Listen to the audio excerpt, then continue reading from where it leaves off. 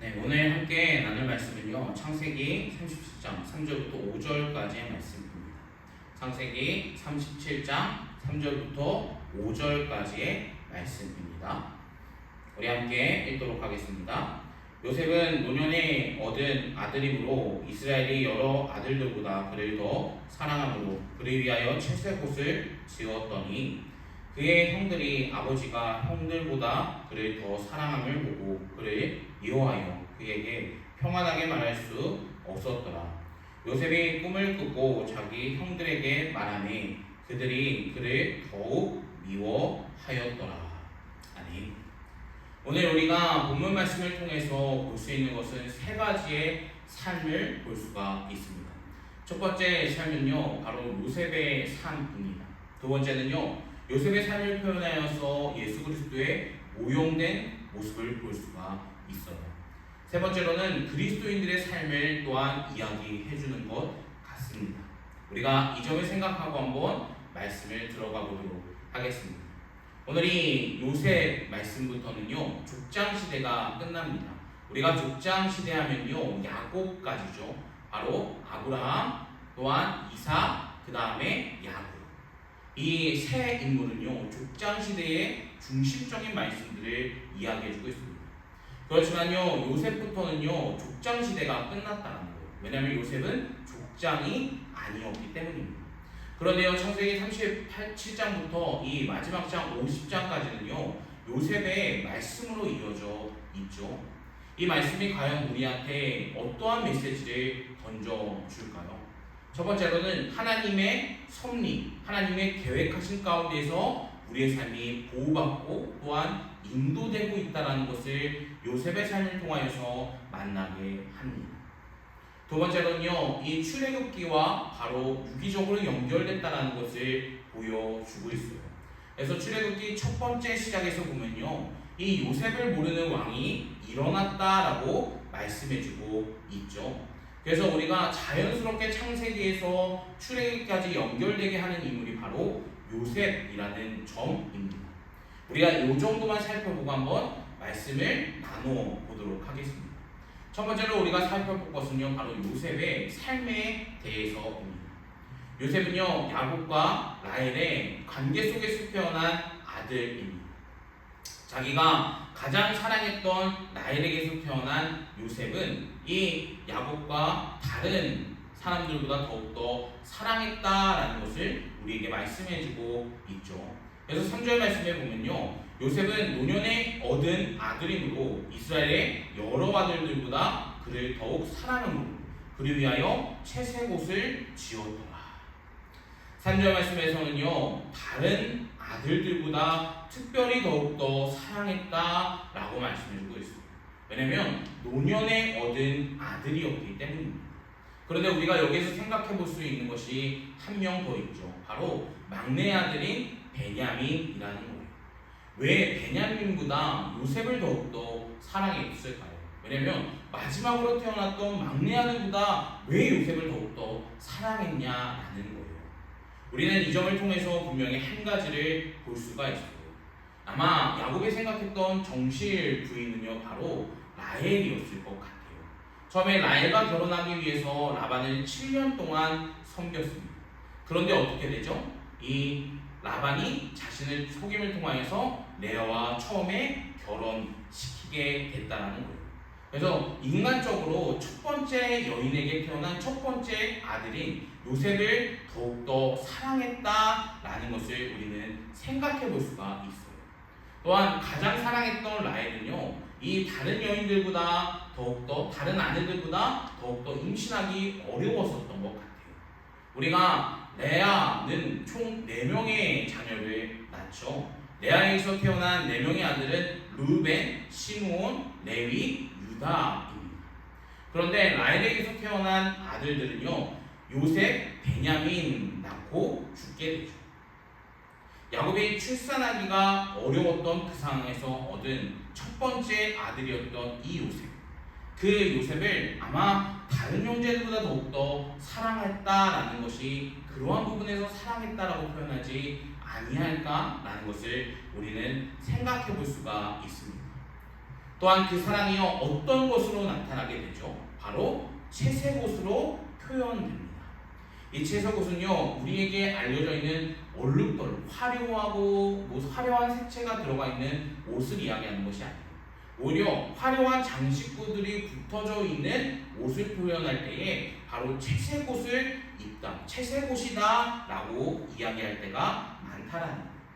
또한 이 안에서는요 신분적인 차이를 나타냈을 때에 입히는 옷이기도 합니다. 왜냐하면요 사무엘하 13장 18절 말씀에서 보면요 다멜이 채색옷을 입으니 출가하지 아니한 공주는 이러한 옷으로 단장하는 법이라. 채색옷은요 높은 직위에 있는 사람들, 높은 신분에 있는 사람들이 입었던 옷이라는 것입니다. 그만큼요 다른 형제들을 어떻게 합니까? 요셉보다 그 형제들보다 요셉을 더욱더 사랑했다라는 것을 우리는 이러한 채색옷 또한 아버지의 표현을 통하여서 볼 수가 있다라는 것입니다. 또한 야곱은요 이 요셉을 편애해서 생기는 문제일 수도 있어요. 왜냐하면 4절 말씀에 보면 그의 형들이 아버지가 형들보다 그를 더욱 사랑함을 보고 그를 미워하여 그에게 편하게 말할 수 없었더라. 그를 미워했던 이유가 무엇입니까? 바로 아버지가 다른 형들보다 사랑했기 때문이에요. 편애했기 때문이라는 것이죠. 우리도 이 질투라는 것을 생각해 보지 않습니까? 우리가 자녀를 키우다 보면요 첫째 아이가 태어나고 둘째 아이가 태어났을 때에 첫째 아이가 둘째 아이를 미워하는 경우가 있어요. 왜 그렇게 미워하냐면 바로 자신이 사랑했던 엄마 아빠의 사랑이 떠나갔다라고 생각하기 때문이죠. 그래서 질투함을 통해서 어떻게 합니까? 둘째를 많이 괴롭혀요. 이러한 것들을 보면서요 사랑은 공평하게 줘야 되는데 그러하지 못해서 발생하는 문제가 혹시 이 요셉의 문제이지 않을까라는 것을 한편으로 생각하게 된다라는 것입니다. 그리고 또한요 이 형들이 그를 미워하는 결정적인 일이 성경에 소개되고 있습니다. 그것은 무엇이냐면요 2절 말씀을 보면 다음과 같이 말씀해주고 있습니다.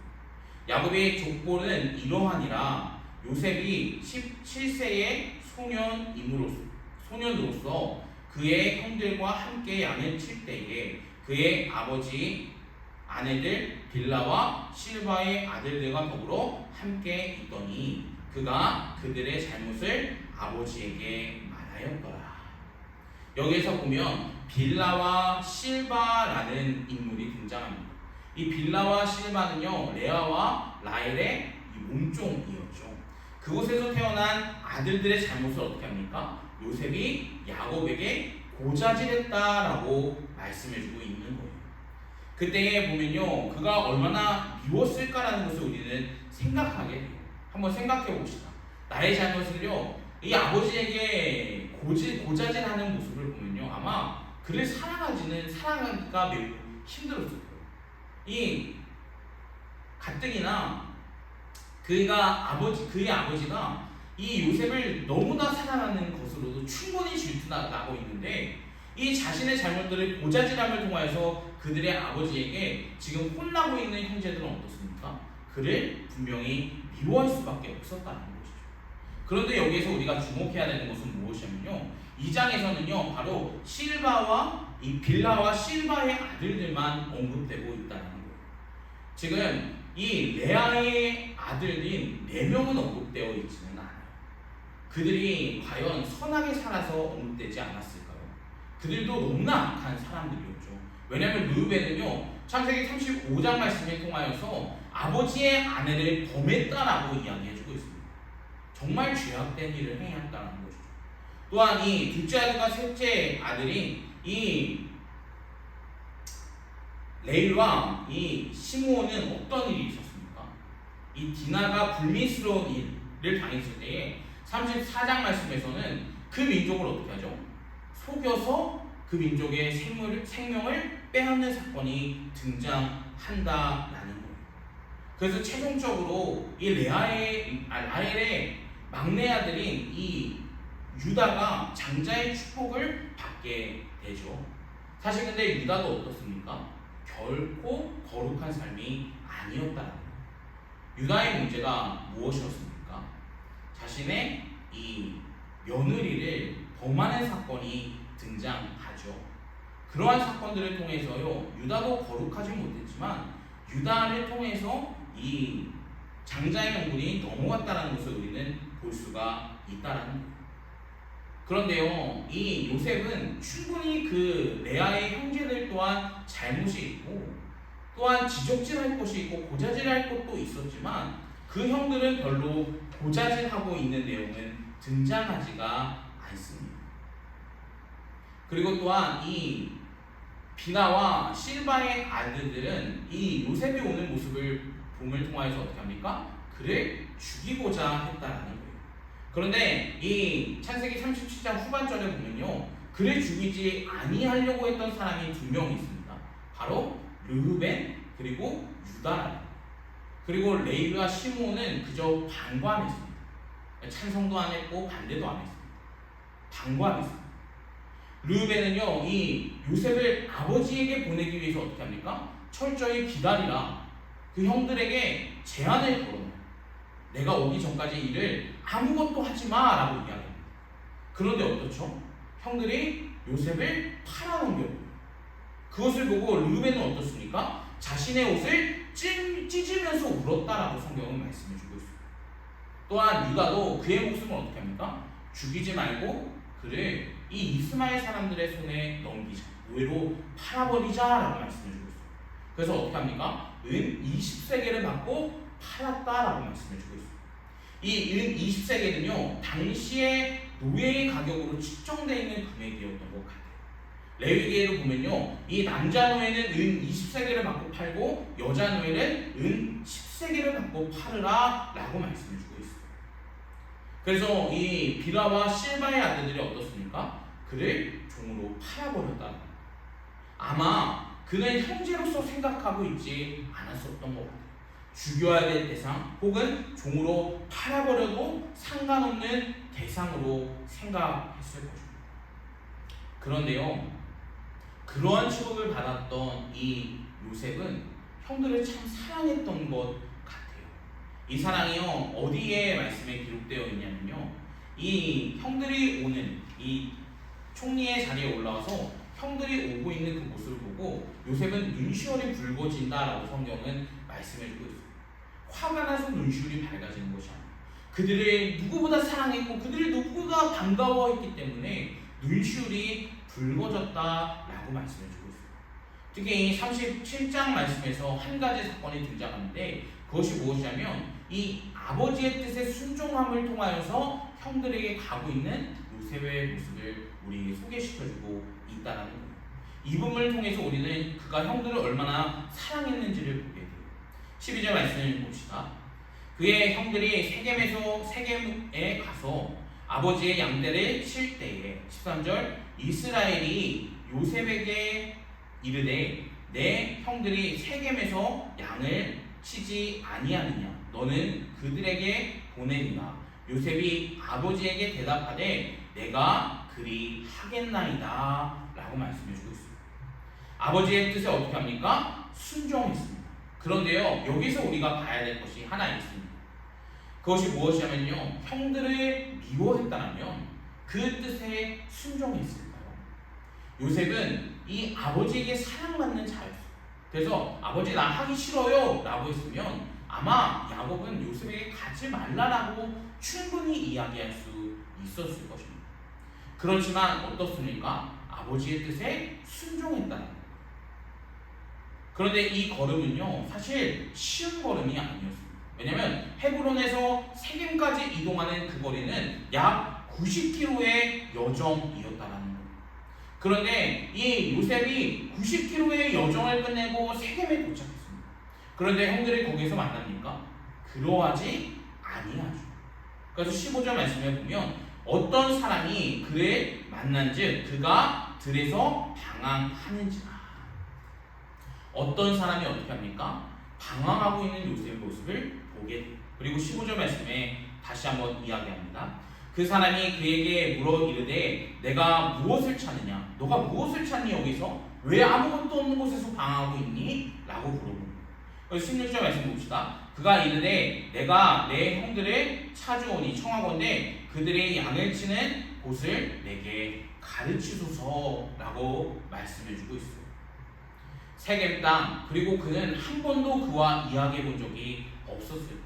마치 우연히 지나가고 있는 행인을 만나 형들의 발자취를 알려달라라고 이야기합니다. 그런데요, 이 안에 우리가 발견할 수 있는 것은요, 하나님의 섭리를 발견할 수가 있다라는 거예요. 이 야곱의 아내 리브가를 찾기 위해서 늙은 종이 파견됐죠. 그 늙은 종이요, 이 라반의 집에 파견됐을 때에 그곳에서 리브가를 만나게 돼요. 리브가를 만나는 것이 과연 우연적인 것이었습니까? 아니었죠. 하나님께서는요, 이 우리가 봤던 이 여호와 이레의 하나님, 계획해 주시고 작정해 주시는 하나님을 통하여서요, 그 산에서 내려와 이 리브가가 태어났다라는 것을 보고하는 종의 이야기를 들었습니다. 그 종의 이야기를 들으면서 제가 말씀드리는 것이 한 가지 있었죠. 결국 하나님께서는 리브가 또한 예언해 주시고 또한 예정해 주셨다라는 거예요. 그리고 또한 그곳에서 늙은 종을 파견하여서 리브가를 처음 만나게 돼요. 그리고 그의 기도의 내용대로 응답하는 것을 통하여서 하나님의 섭리가 확실하게 계시는구나 라는 것을 만나게 되었죠. 야곱의 삶도 동일합니다. 야곱 또한 한 번도 가지 못했던 하란 땅에 도착했을 때에 처음 만났던 인물이 누구입니까? 그 우물가에 살아가고 있었던 사람들. 그리고 그 사람들한테 물어봤어요. 혹시 라반을 압니까? 라고 물어봤어요. 그래서 그 사람들을 통해서 어떻게 합니까? 라반의 동네를 알게 됐어요. 그리고 그 동네의 우물가에서 누구를 만나게 됩니까? 자신이 사랑했던 라헬을 만나게 되었어요. 그것을 통하여서요, 이 또한 하나님의 섭리 가운데서 만났다라는 것을 생각해 볼 수가 있다는 것이죠. 또한 오늘 말씀에서 읽었던 것처럼 15절에서 읽었던 것처럼요, 하나님께서는 그 사람을 만나게 하셔서 그 형들을 찾게 해주신다는 거예요. 우연히 발생하는 일같이 보이지만요, 결코 인생은 우연히 발생하는 일이 없다는 것을 우리는 볼 수가 있습니다. 사랑하는 여러분, 우리는 모두 다 하나님의 섭리와 계획 가운데에서 살아갑니다. 그런데 우리는요, 그 섭리와 계획을 알 수가 없습니다. 하지만 하나님께서는요, 분명히 한 인생을 인도할 때에 하나님께서 정해주신 섭리와 계획이 분명히 있다라고 하는 것을 믿으시길 주님의 이름으로 축복합니다. 그리고 그 길을 걸어갈 때에 그 인생은 망하지 아니한다라는 거예요. 항상 선하신 길로 인도해 주시는 그 하나님의 계획에 순종하시기를 주님의 이름으로 축복합니다. 그래서 이 세겜에서 만났을 때에 그가 너희 형들은 도단으로 갔다라고 이야기합니다. 이 도단은요, 세겜에서 약 40km가 떨어져 있는 곳이에요. 그런데요, 이 도단에서 어떻게 합니까? 도단으로 갔다라고 이야기를 들었을 때에 야곱이 했던 행동이 무엇입니까? 세겜에서 등을 돌려서 아버지가 있는 헤브론으로 돌아갑니까? 그러하지 않았죠. 바로 세겜에서 도단을 향하여서 갔다는 거예요. 90km를 이동했습니다. 그리고 앞으로 남은 40km를 더욱더 이동해요. 합이 130km를 이동해서 하나님 아버지의 뜻에 순종했다는 거예요. 만약에 이 순종 가운데서 형들을 사랑하는 마음이 없었더라면 아버지가 처음 이야기했던 세겜 땅에서 머무르고 그 땅에서 다시 헤브론으로 돌아왔어요. 그런데 어떻습니까? 아버지의 뜻에 끝까지 순종했고 형들이 걱정되고 사랑하는 마음으로 형들을 찾아 헤매 도단까지 마침내 도착하게 된다는 거예요. 그런데요, 여기에서 보는 것은 무엇입니까? 그 130km라는 곳을 이동했어요. 힘들게 이동했습니다. 그렇지만요, 오늘 이 형들은 어떻게 하려고 했죠? 그를 죽이려고 했다는 거예요. 요셉의 이 측면에서 보면요, 요셉의 관점에서 보면요, 얼마나 당황스럽겠습니까? 형들을 위해서, 아버지의 명령에 순종함을 위해서 130km 이 도단까지 마침내 도착했는데 내 앞에 펼쳐있는 길이 무엇이었죠? 바로 사망의 길이라는 거예요. 그런데요, 하나님의 계획은요, 참 선하시고 참 인도해 주시고 계신다는 것을 우리에게 보여주십니다. 그것이 무엇이었죠? 사망의 길에서 다른 길을 여셔서 요셉의 생명을 보존해 주시는 하나님을 만나게 하죠.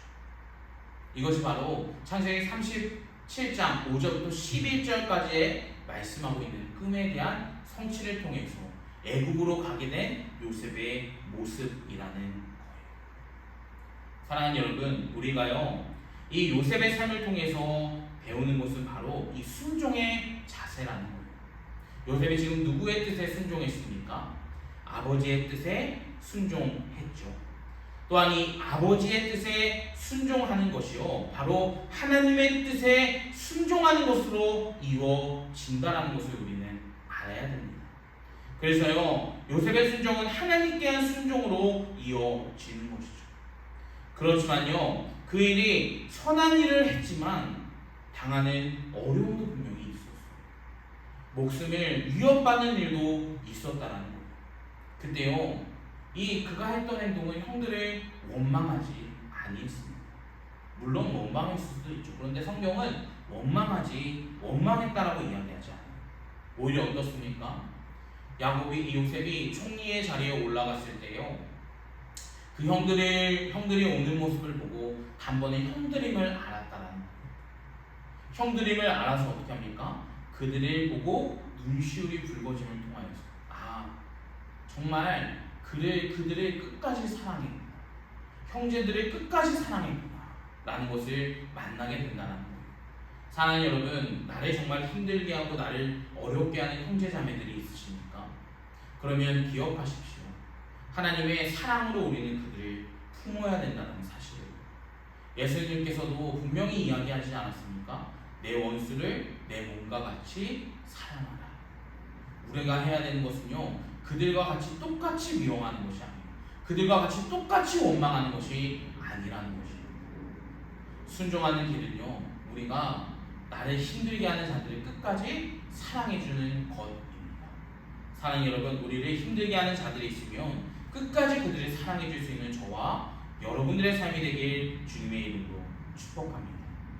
두 번째로 살펴볼 것은요 예수 그리스도의 오용된 삶에 대해서 살펴보려고 합니다. 요셉은요 성경에서 예수 그리스도의 모형이 가장 많이 담겨있는 인물 중에 하나입니다. 특히 오늘 이 본문 말씀을 통하여서 우리가 그 점을 더욱더 생각할 수가 있죠. 앞에서 한 인생이 어떻게 합니까? 순종하고 사랑했다라는 것을 나누었습니다. 이번에는요 예수님의 관점을 봄을 통하여서 그 뜻에 순종하고 또한 사랑하는 모습을 실현시키는 예수 그리스도의 사랑을 한번 보도록 하겠습니다. 설교자 아돌프 히트는요 그의 책을 통해서 이 지역적인 의미를 통해 그것을 풀어갑니다. 요셉이 살았던 곳이 어디입니까? 헤브론이었죠. 헤브론은요 평화와 또한 화평의 상징 도시입니다. 그리고 예수님께서도 성육신 하기 전에 하나님과 동일본체로서 천국에 살아가셨죠. 그날은 화평의 나라와 평화의 나라에서 통치하시고 계셨다라는 것입니다. 하지만 죄악된 이 땅 가운데에 예수님께서 내려오셨죠. 마치 이 요셉이 세겜 땅으로 이동하는 것과 같다라는 거예요. 그 당시에 세겜이라는 곳은요 타락했던 도시의 대명사 도시 중에 하나였다라는 것입니다. 그런데요 이 땅에 예수 그리스도께서 오심을 통해서 어떻게 합니까? 우리의 죄를 용서해 주셨죠. 이것은 사랑으로 또한 이어집니다. 마치 요셉이 세겜 땅에서 도단을 가고 도단에서 이 애국 땅으로 잡혀갔을 때 그리고 모든 시간이 끝나고 나서 어떻게 합니까? 형들을 사랑하는 마음으로 품었던 것과 같이 예수님도 죄 많는 우리의 인생을 타락한 이곳에 오셔서 자신을 희생하심을 통하여서 우리의 삶을 구원해 주셨다는 것과 동일하지 않습니까? 사랑하는 여러분, 사람은 예수님을 정확하게 알고 믿으십니까? 우리가 진짜 예수님을 알고 믿으십니까? 예수님이 죽이기 위해서 사람들은 혈안되었습니다. 예수님이 어떤 죄 때문에 이곳에 오셨나요? 예수님은 본인의 죄 때문에 십자가에서 돌아가신 것이 아니시죠. 그런데요, 마치 그 당시에 이스라엘 사람들은요, 예수님이 십자가에 못 박으라라고 혈혈하면서 혈안돼 있으면서 그를 어떻게든 잡아 죽이려고 했습니다. 그렇지만 예수님께서는 그들을 원망하십니까? 전혀 원망하고 계시지 않으세요. 오히려 어떻습니까? 십자가에서 그들은 아무것도 모릅니다 라고 고백하시지 않습니까? 스데반 지사님도요, 돌로 맞아 죽을 때에 이 돌을 던지는 모든 사람들 향해서 뭐라고 합니까? 아버지, 이들은 그들이 하는 행위를 모릅니다 라고 말씀하는 성경이 기록되어 있습니다. 사랑하는 여러분, 우리가요, 예수님께서 이 땅에 오심을 통하여서 분명히 봐야 되는 것은요, 예수님은 우리를 위해서 이 땅에 오셨습니다. 근데 그거에 앞서서 예수님은 하나님의 뜻에 순종하기 위해서 이 땅에 내려오셨다는 것을 기억해야 돼요. 마치요, 세겜 땅 도단까지 갔던 요셉의 모습과 같이 끝까지 예수 그리스도께서 하나님의 뜻에 순종했다는 것을 보게 돼요. 그리고 세겜에서 돌아설 수 있지만 요셉이 왜 도단까지 갔습니까? 사랑하는 형들의 안부를 보기 위해서 갔습니다. 예수님께서도요, 동일하십니다. 우리를 끝까지 사랑하셨기 때문에 그 순종의 길을 걸어가셨고 그 희생의 길, 그 사랑의 길을 끝까지 걸어가셨다는 거예요. 그런데 예수님께서는요, 어떻습니까? 우리를 원망하십니까? 원망하시지 않으셨죠. 이 요셉의 삶도 동일하지 않았습니까? 형들을 원망하지 않았습니다. 사랑하는 여러분, 우리가 분명히 예수 그리스도께서 하나님의 뜻에 순종했다는 것을 알고 또한 십자가에서 우리를 끝까지 사랑해 주셨다는 것을 아는 것과 같이 우리도 정말 그리스도인들이라면 그렇게 살아가야 되지 않겠습니까? 그래서 우리가 요셉과 그리스도의 모형된 그 삶을 통하여서 볼 수 있는 것은요, 세 번째, 그리스도인들 또한 그렇게 살아가야 한다는 것을 나누어야 한다는 거예요. 그리스도인들은요, 결국 순종의 길을 걸어가야 되는 삶입니다. 또한 사랑의 길을 살아가야 되는 삶이라는 거예요. 그런데 그 길이 순탄합니까? 쉽습니까? 평화롭습니까? 아니면 환난, 비난, 박해들이 있습니다. 왜 환난, 비난, 박해, 어려움과 힘듦과 아픔이 있지만 그 길을 끝까지 왜 걸어가십니까? 얼마든지 돌아설 수 있는데 세겜에서 형들을 보지 못하고 얼마든지 헤브론으로 돌아갈 수 있었던 요셉과 같이 우리들도 얼마든지 돌아설 수 있는데 왜 도단까지 향하여서 그 길을 걸어갑니까? 그것이 바로 하나님의 뜻이었기 때문이라는 거예요. 또한 그리스도의 사랑의 순종함을 통하여서 우리가 그 길을 걸어가야 한다는 겁니다. 사랑하는 여러분, 우리가 정말 하나님의 사랑을 모른다면요, 하나님의 뜻을 순종하지 않는다면요, 우리는 세겜에서 다시 헤브론으로 돌아가는 사람들이 나올 수밖에 없죠. 저는요, 성경 중에 참 많이 묵상하는 사람 중에 한 명이 바로 대만입니다. 이 대만이라는 인물은요, 성경에 많이 기록되어 있지는 않아요. 근데 그가 기록되어 있는 내용을 보면요, 먼저 사도 바울과 전도 여행을 함께 했던 전도자였어요. 그런데 대만을 설명했을 때의 성경은요, 대만은 세상이 좋아 하나님을 떠나갔다라고 말씀해주고 있어요. 사랑하는 여러분, 우리가요, 순종한다라는 것은 끝까지 순종한다라는 거예요.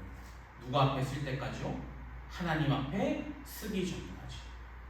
사랑하는 여러분, 예수 그리스도께서 순종하셨고 또한 요셉이 아버지의 명령에 끝까지 순종했던 것처럼 우리 또한 하나님의 명령에 끝까지 순종함을 통하여서 그 길을 끝까지 걸어나갈 수 있는 저와 여러분들의 삶이 되길 주님의 이름으로 축복합니다. 그런데요, 이 길 가운데서 한 가지 빠져서는 안 돼요. 그것이 바로 사랑이라는 거예요. 사랑이 없으면요, 우리는 그것에서 주저앉을 수밖에 없습니다. 그 상황 가운데서 주저앉고 원망할 수밖에 없어요. 그렇지만요, 예수 그리스도께서 우리를 사랑하셨을 때에 우리를 원망하시지 않았던 것처럼 요셉이 아버지의 명령에 순종하면서 그 길을 걸어가고 형들의 자신을 죽이려고 했을 때에 원망하지 아니했던 것처럼 우리도 신앙의 길을 걸어갈 때에 나를 힘들게 하고 나를 어렵게 하고 나에게 손가락질하는 자들을 원망하지 않고 끝까지 사랑해 줄 수 있는 저와 여러분들의 삶이 되길 주님의 이름으로 축복합니다. 인생 가운데서 나를 힘들게 하는 사람들이 얼마나 많습니까? 그 길을 걸어갈 때에 순탄하지 아니한다라는 것을 우리가 신앙생활 가운데서 너무 쉽게 알지 않습니까? 그런데 왜 끝까지 그 길을 걸어갑니까? 바로 예수 그리스도의 사랑을 알았기 때문입니다. 바로 예수 그리스도의 순종을 알았기 때문입니다. 사무엘 선지자가 이 순종에 대해서 이야기했죠. 순종이 제사보다 낫고 순양의 기름보다 낫다라고 말씀해 주고 있습니다. 사랑하는 여러분, 이 순종이라는 것은요, 하나님의 뜻에 순종한다라는 것은요, 제사만큼의 가치성이 있는 겁니다. 우리가 끝까지 하나님의 뜻에 순종함을 통하여서 그 사랑의 길을 걸어갈 수 있는 저와 여러분들의 삶이 되길 주님의 이름으로 축복합니다. 오늘 본문 말씀을 통하여서 세 가지 관점으로 말씀을 살펴봤어요. 그 세 가지 관점 가운데에서 동일한 것이 무엇입니까? 바로 순종과 사랑이라는 것. 첫 번째, 요셉의 삶은요, 아버지의 뜻에 순종했고 자신의 목숨, 이 형들이 자신의 목숨을 해하려고 했을 때에 그들을 끝까지 사랑했습니다. 그리고 애굽 높은 자리에 총리의 자리에 올라갔을 때 그 형제들이 오는 모습을 통하여서 그리워했고 그들을 안고 또한 사랑해 주었습니다. 그들을 끝까지 품어주었습니다. 사랑하는 여러분, 우리도 이러한 사랑과 순종이 있길 주님의 이름으로 축복합니다. 두 번째로 본 것은요, 그리스도의 삶이죠. 그리스도께서도 하나님의 뜻에 순종함을 통하여서 어떻게 합니까? 이 땅에 오셨습니다. 성육신 하셨습니다. 그리고 나서 이 성육신 하신 것을 통해서 어떻게 합니까? 우리를 구원해 주시기 위해서, 나를 원망해 주신 것이 아니라 나를 사랑해 주시기 위해서 십자가에서 물과 피를 다 쏟으시고 돌아가셨습니다. 사랑하는 여러분, 예수님께서도 하나님의 뜻에 순종하셨고 우리를 끝까지 사랑해 주셨습니다. 그러면 이제는 저와 여러분들의 사입니다. 저와 여러분들의 차례입니다. 우리도 정말 하나님의 뜻에 끝까지 순종할 수 있는 그리스도인이 되길 주님의 이름으로 축복합니다. 또한 그 순종을 통하여서 끝까지 내 이웃을 내 몸과 같이 사랑할 수 있는 그 사랑으로 살아갈 수 있는 저와 여러분들의 삶이 되길 주님의 이름으로 축복합니다. 그 길이 어렵지만 힘들지만요, 진짜 그리스도인이라면 그 길을 누구보다 자진해서 걸어가야 된다는 사실을 잊지 아니할 수 있는 성도님들 되시길 주님의 이름으로 소망합니다. 기도하겠습니다.